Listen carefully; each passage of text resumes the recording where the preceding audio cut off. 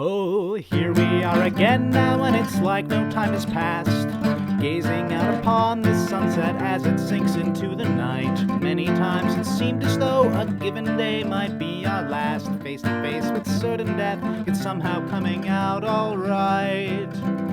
I don't think that we have any cause to lament, but there's quite a lot of thrilling intent, thrilling intent, thrilling intent, thrilling intent.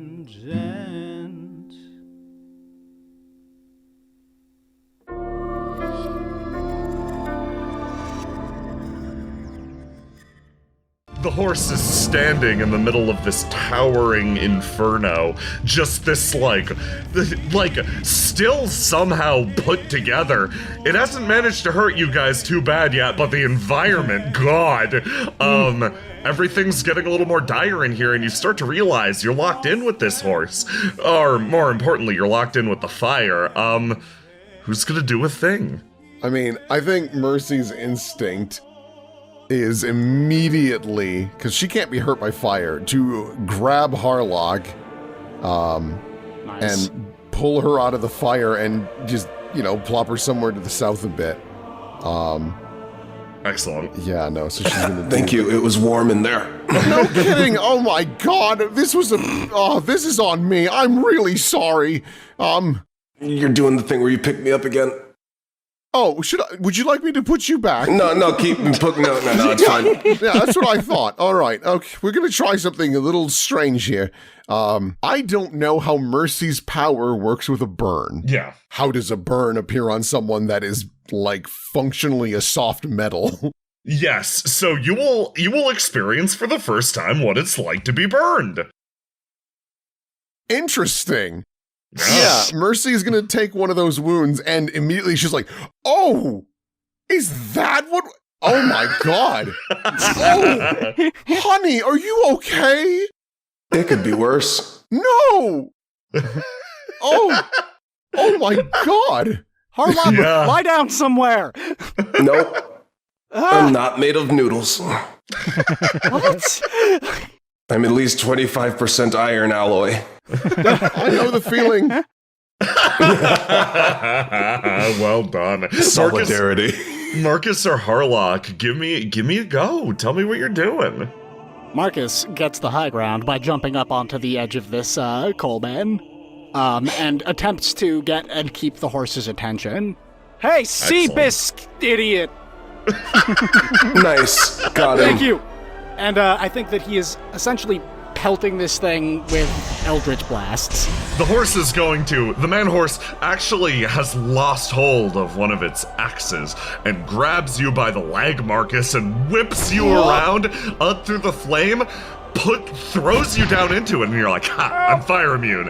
And then charges headfirst through the fire and just bodily slams you into this other container of coal. Your entire body goes noodle-like. Hey, guys. I was really hoping that whole big explosion thing would have blown it up. Yeah, me too. I mean, we've already tried this tactic before and it didn't work, so honestly, I'm not surprised, but I am still disappointed. Make sure Marcus doesn't die, and Harlock is going to run over here. That's on random chance. And she's going to quietly do a plan. Oh, okay.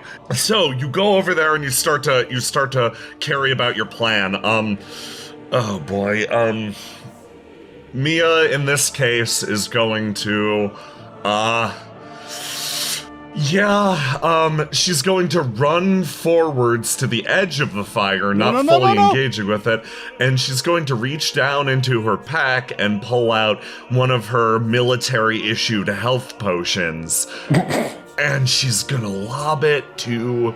I think she's gonna lob it to Mercy because she's the one in range and the one who seems to be hurt. So yeah, Mercy, you wind up catching it in your palm. It's actually, the alchemists of Tannhaus are extremely effective, and usually, every soldier's told to carry one of these just in case of severe wounding. This'll cure a wound. And then she is going to fucking fall back again. Oh, thank God. Oh my thank God. goodness.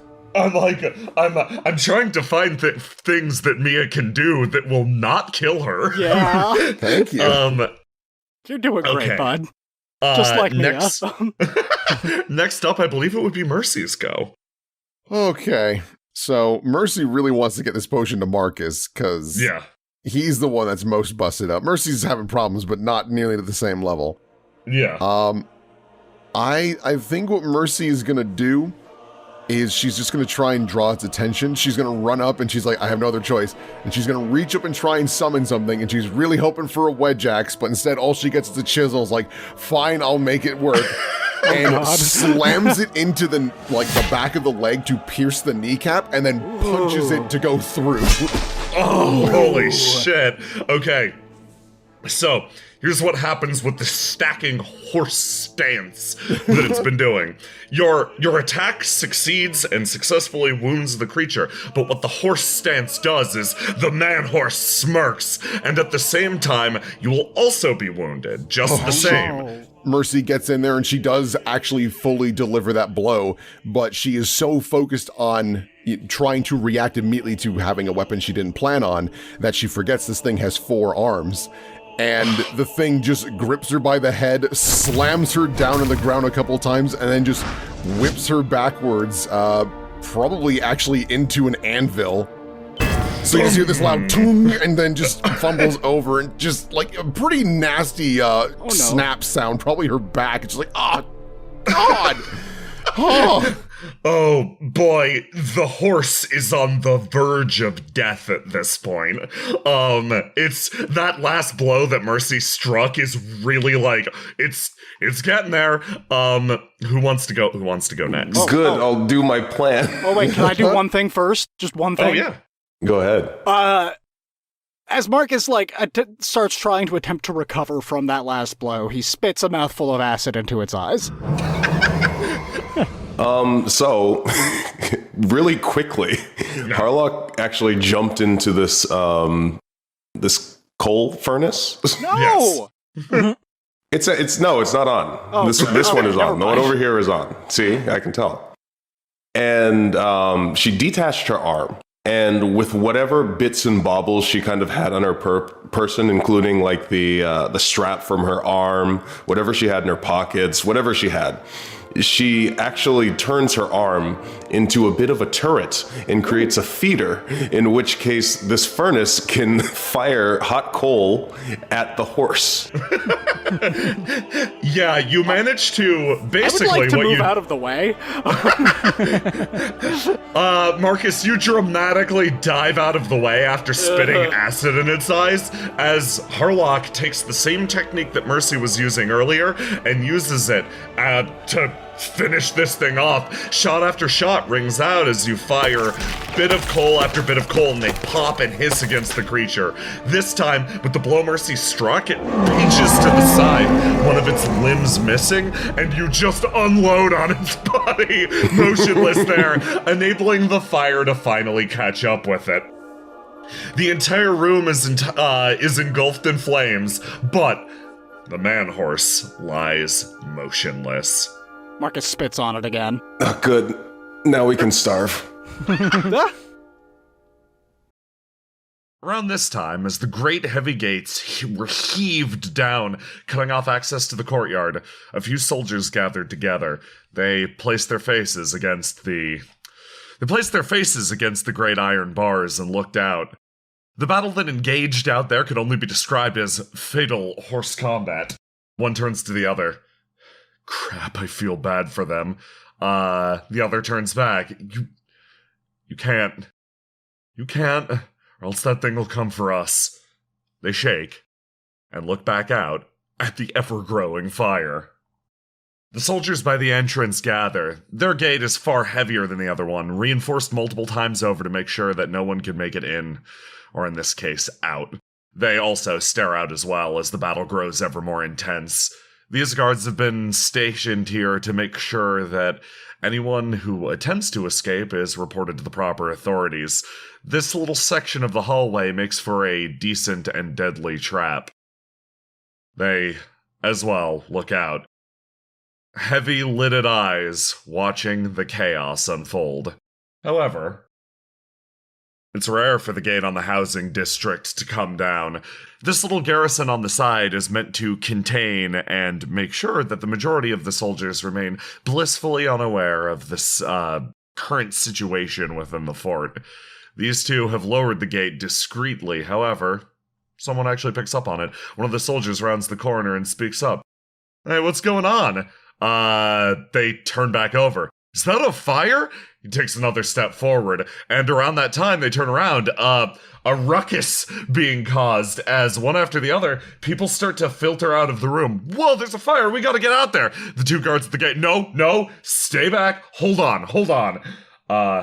And about this time, a certain someone, carrying a very important and tactical piece of cardboard, starts to look around nervously. Holding the severed head in their arms and with the cardboard secured safely to their back by a piece of twine, they look around the room. They sense the growing discomfort. And, taking matters into their own hands, they act. They sprint from the room, moving outward, squidging past everyone in the chaos. Everyone seems to be more drawn to the fire, so they start to sprint away, making their way outwards. Something strange is happening in this fortress, and they're gonna be the ones to figure it out. They start to run downwards, cutting away as it seems like one of the soldiers recognizes them. And they nod to their companion and start to move towards the tiny imp. The imp screeches, scuttling onwards. It moves down the hallway, its tiny, porous feet actually colliding particularly well with the granite-like material on the ground. They make headway. They charge down the hallway and splap into this wall in front of them. Using their momentum, they angle around, carrying their way into the library, which is currently packed full of soldiers. They bump into the creature. Oh, what the hell is this? They let out a and screech away down the hallway, sprinting into this, what appears to be a canteen almost. They run into the room, and one of them behind the counter points at the tiny demon. It leaps, jumping, twisting, spinning through the air, landing on top of this keg as another one of the soldiers moves into the room. This one, their eyes coldly set on the imp, and what appears to be the head at their side. Almost their netherworldly instincts kicking up. They posture themselves on top of the keg like a cat and proceed to spring backwards and onwards, charging up and past the doorway. They manage to make some headway, carving their way back through the fortress. They have to find Marcus, but right now they know he's outside. They know he's with the fire, but that's okay. Marcus Valafi is fire resistant. Those two from earlier, the two that caught eyes with the imp, start to move past and attempt to actually calm the growing throng. Don't worry, everyone. It'll be fine. The imp disagrees with that statement and continues running. Instead, moving past the more heavily fortified hallway. Access to this area was pretty closely locked down before, so they're pretty sure they're gonna find something good here. They, once again, hit the corner and bounce into the air, a long line of soldiers all looking at them at once. They let out an impetuous and then dive to the ground, moving forwards. Between all of them, they slam up against this door, leap, slide through what appears to be a cat door? Rolling into the room. They start to look around. Interred in this chamber, in chains, are the horrific creatures that attacked the party earlier. They seem immobile or inert. But near the front of the room, an ASMR turns and looks. They look down at the imp, who begins to nervously scritch and scuttle back towards the door. And they take a step forward. Oh, what do we have here? They move in and extend a hand, and then stop, taking a look at the cardboard cutout. For a second, I thought the prisoner escaped. Then they turn their head curiously, looking at the severed head. Oh. Is that Subject Zero? How very interesting. Thank you for bringing this to me. The imp continues to screech as the person pries the head away from them.